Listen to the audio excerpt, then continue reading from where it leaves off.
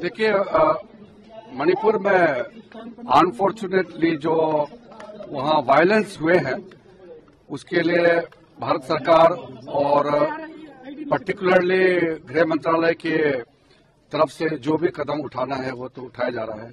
गृह मंत्री जी खुद निगरानी करके जितना भी जरूरी कदम तो उठा रहे हैं। मेरे पास में भी कई फोन आए मुख्यमंत्रियों का, नॉर्थ ईस्ट के और भी लीडर्स का भी मैसेज आया, बातचीत किया। जो संभव कदम उठाना चाहिए भारत सरकार के तरफ से उठाया जा रहा है।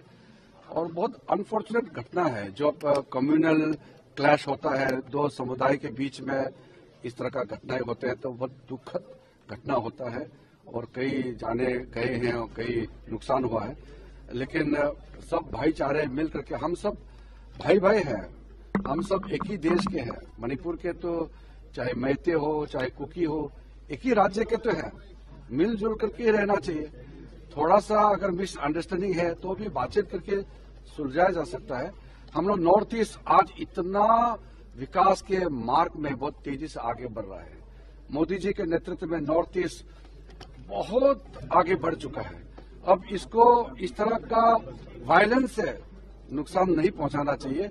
जब इस तरह का घटनाएं होते हैं, मारामारी होते हैं, वायलेंस होते हैं, तो सबसे बड़ा नुकसान हमारे भविष्य को होता है, हमारे युवाओं को होता है, महिलाओं को होता है, हमारा विकास पे ये चोट पहुंचते हैं। सर, दिल्ली भी पहुंच गई है, दिल्ली में भी मालूम है मुझे मालूम है। इसलिए मैं अपील करता हूं कि हमारा नॉर्थ ईस्ट बहुत खूबसूरत, नॉर्थ ईस्ट मणिपुर भी बहुत खूबसूरत हमारा राज्य है।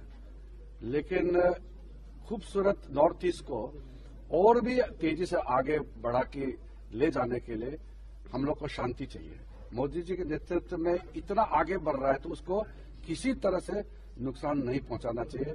हम लोग अपना समाज को शांति से ही आगे ले जा सकते हैं। सर, बीजेपी के एक एमएलए भी सीरियसली इंजर्ड है, मुझे मालूम है। उनका क्या है सर अभी? डिटेल्स देखिए, मैं डिटेल्स गृह मंत्रालय की ओर से ब्रीफ कर सकते हैं।